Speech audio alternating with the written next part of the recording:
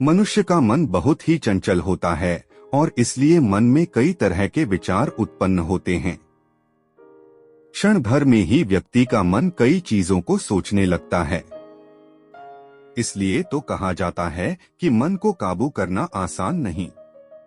लेकिन गौतम बुद्ध मन को नियंत्रित करने के आयामों के बारे में भी बता चुके हैं। मन में विचारों का आना गलत नहीं है कि लेकिन मुश्किल तब हो जाती है या विचार ऐसी परिस्थिति में गलत होते हैं जब मन में अश्लील विचार आते हैं। कभी कभी तो ना चाहने के बावजूद भी मन में अश्लील विचार आते हैं। अगर आपके मन में भी ऐसे विचार आते हैं तो गौतम बुद्ध की इस कहानी से आपके विचारों में जरूर बदलाव आएगा। बुद्ध अपने भिक्षुओं को उपदेश देने के साथ ही उन्हें भिक्षाटन के लिए भेजते थे। एक बार उन्होंने अपने भिक्षु भरत को भिक्षा लेने के लिए एक श्राविका के घर भेजा। भरत पूरे रास्ते मन में यह सोचते हुए श्राविका के पास गया कि आखिर आज भिक्षा में क्या भोजन खाने को मिलेगा। क्योंकि भरत चंद्रुवंश के राजकुमार थे और बुद्ध के सानिध्य भिक्षु के रूप में दीक्षित हुए थे। हमेशा भरत को महल में खाने के लिए स्वादिष्ट पकवान मिलते थे, लेकिन आज भिक्षा के रूप में उसे जो भी मिलेगा संतुष्ट होना पड़ेगा। श्राविका के घर पहुंचकर भरत ने भिक्षा मांगी। श्राविका ने भरत को बैठने के लिए कहा और भोजन लाने के लिए घर के भीतर चली गई। इधर भरत फिर से अपने प्रिय भोजन के बारे में सोचने लगे और जैसे ही श्राविका भोजन लेकर आई तो भरत अचंभित रह गए। भरत ने देखा कि श्राविका ने उनके लिए उनके पसंदीदा पकवान परोसे हैं और अपने प्रिय भोजन को देखकर वह खुश हो गए। भोजन ग्रहण करते हुए भी भरत सोच रहे थे कि महल में तो उन्हें भोजन के बाद विश्राम करने की आदत है, लेकिन आज उन्हें भोजन के बाद वापस तेज धूप में चलकर आश्रम जाना होगा। लेकिन भोजन के बाद श्राविका ने भरत को कुछ समय के लिए विश्राम करने का आग्रह किया। भरत फिर से खुश हुए कि आखिर आज उनके मन की सारी इच्छाएं कैसी पूरी हो रही है। इसके बाद भरत कुछ देर विश्राम करने लगे, लेकिन विश्राम करते हुए भी लेटे लेटे वह सोचने लगे कि आज तो मुझे भोजन के बाद विश्राम करने को मिल गया, लेकिन ऐसा रोज रोज नहीं होगा। जब भरत विश्राम के बाद उठे तो श्राविका ने कहा कि आप जब तक चाहे यहाँ ठहर सकते हैं। भरत अब समझ गए कि ये कोई संयोग नहीं हो सकता। उन्होंने श्राविका से कहा कि मुझे क्षमा कीजिए, क्या आप मेरा मन पढ़ सकती हैं? श्राविका ने हाँ में उत्तर दिया और कहा कि हाँ, मैं मन पढ़ सकती हूँ। शुरू में यह कठिन था, लेकिन फिर मैंने स्वयं के मन विचारों को देखना शुरू किया। पहले मेरे विचारों की संख्या अनगिनत हुआ करती थी। इसके बाद मैंने विचारों पर ध्यान केंद्रित किया, बिना पक्ष विपक्ष के अपने विचारों को देखने लगी। इस तरह से धीरे धीरे मेरे मन में विचारों की संख्या कम होती गई और सारे व्यर्थ विचार दूर हो गए। इसके बाद से ही मैं दूसरों के मन में चल रहे विचार को पढ़ लेती हूँ। हालांकि श्राविका की बात सुनकर भरत घबरा गए। इसके बाद भरत ने श्राविका से आज्ञा ली और आश्रम के लिए निकल पड़े। रास्ते में भी भरत फिर से मन में आए विचारों का स्मरण करने लगे कि श्राविका के बारे में उसके मन में अश्लील विचार भी आए थे।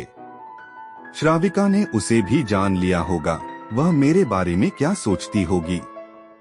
भरत खुद को लज्जित महसूस कर रहे थे। भरत ने आश्रम पहुंचकर गौतम बुद्ध से कहा कि अब मैं कभी भिक्षाटन के लिए नहीं जाऊंगा। बुद्ध ने भरत को पास बुलाया और कहा कि क्या हुआ है, तुम मुझे सारी व्यथा बताओ। भरत ने सारी बातें बुद्ध को बताई। इसके बाद बुद्ध ने कहा कि अगले 1 हफ्ते तक तुम भिक्षाटन के लिए उसी श्राविका के घर पर जाओगे, लेकिन तुम्हें इस बात का ध्यान रखना होगा कि कल भिक्षाटन के लिए जाते हुए तुम अपने चित्त को पूरे होश में रखना। तुम्हारे भीतर क्या विचार उठे उन पर ध्यान केंद्रित करना और यह भी ध्यान रखना कि तुम्हारे मन में कौन सी वासना उठ रही है। तुम कल इन सभी चीजों को ध्यान में रखकर जाना और इसके बाद मुझे वापस आकर बताना। अगले दिन भरत भिक्षाटन के लिए गए। बुद्ध के बताए अनुसार वह पूरे रास्ते अपने होश को जागृत रखते हुए चल रहे थे। जब श्राविका का घर आया तो भरत ने भिक्षा मांगी। उसके भीतर कोई वासना नहीं थी और ना ही कोई विचार उत्पन्न हो रहे थे, क्योंकि उसने अपने मन को पूरी तरह जागृत रखा था। भरत ने भिक्षा ली और आश्रम चला गया। भरत ने बुद्ध को प्रणाम किया और कहा कि आज उसे जिस आनंद की अनुभूति हुई वह पहले कभी नहीं हुई। ध्यान के दौरान मन को नकारात्मक विचारों से कैसे बचाएं? अक्सर ऐसे सवाल हमारे मन में आ ही जाते हैं, क्योंकि किसी नए काम को आरंभ करने में पुराने काम की आदतें नहीं जाती, इसलिए ध्यान लगाने के दौरान नकारात्मक विचारों का आना स्वाभाविक है। कैसे पाया जाए नकारात्मक सोच से छुटकारा? तो इसका सीधा और साधारण उत्तर है समर्पण। समर्पण कैसे करें और किस चीज का करें? जी हाँ, आपको समर्पण करना है अपने सोचने की शक्ति का। महात्मा गौतम बुद्ध के जीवन से एक घटना को आपके सामने रखने जा रहा हूँ, जिससे आपको ध्यान के दौरान नकारात्मक सोच से छुटकारा पाने के रास्ते का ज्ञान हो जाएगा। एक बार महात्मा बुद्ध अपने कुछ शिष्यों के साथ दोपहर के समय एक जंगल के रास्ते जा रहे थे। जंगल में कुछ दूर पहुंचकर महात्मा गौतम बुद्ध को प्यास लगी। उन्होंने अपने एक शिष्य आनंद से कहा कि उन्हें प्यास लगी है। उस जगह से 1 मील पीछे एक नदी है जो उन्होंने आते समय देखी थी। आनंद को उन्होंने वह जाकर पानी लाने को कहा। 1 मील की दूरी तय करके आनंद जब उस नदी के पास पहुंचा तो देखता है कि उस नदी का पानी गंदा था। शायद उस नदी को किसी बड़े दल ने सवारी सहित पार किया था।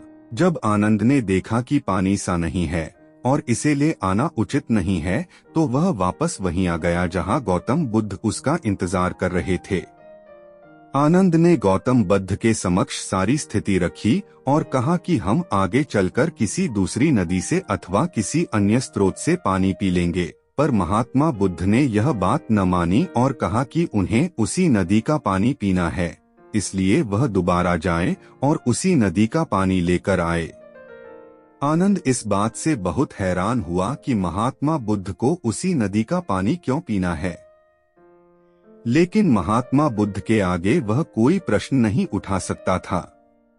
आनंद फिर से उस नदी की तरफ चला गया। जब वह वहां पहुंचा तब उसने देखा कि नदी का पानी पहले से थोड़ा साफ हो गया था। धूल के साथ नीचे से उठे पत्ते, कीचड़ और कई और चीजें धीरे धीरे नीचे बैठ रहे थे। बाकी की गंदगी पीछे से आने वाला पानी अपने साथ बहा कर ले जा रहा था। आनंद सब धीरे धीरे देख रहा था। वह वहां कुछ देर बैठा।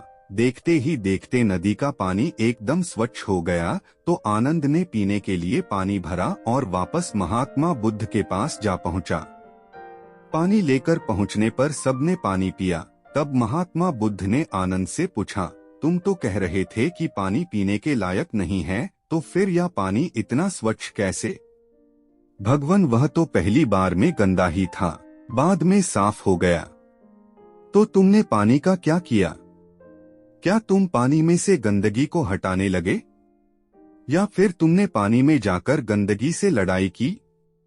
ऐसा क्या किया तुमने कि पानी साफ हो गया? भगवान, क्या मजाक कर रहे हैं? मैंने कुछ भी न किया। जब मैं दोबारा गया तो पानी थोड़ा साफ हो चुका था। कुछ क्षण बैठकर प्रतीक्षा की, उसके बाद पानी एकदम स्वच्छ हो गया। यही तुम्हारी शिक्षा है आनंद, इसे ग्रहण करो। पानी की तरह तुम्हारा मन भी होता, जो आज तुम उस नदी के साथ करके आए हो, वही अपने मन के साथ करो। अगर तुम मन में आए नकारात्मक विचारों के साथ छेड़छाड़ करोगे तो वे सदा ही तुम्हारे मन में बने रहेंगे और तुम्हें गलत कामों की तरफ बढ़ाते रहेंगे। अगर नकारात्मक विचारों के प्रति अपने मन को शांत रखोगे तो वे विचार अपने आप चले जाएंगे। ये विचार भी मन रूपी नदी की तरह है। अगर इसमें गलत विचारों के कीचड़ सामने आते हैं तो उनकी उपेक्षा करो उन पर अपना ध्यान केंद्रित मत करो, नकारात्मक विचार अपने आप चले जाएंगे। आनंद अब तक सब समझ चुका था। इसके बाद कुछ देर विश्राम करके वे सब फिर से आगे बढ़ने लगे।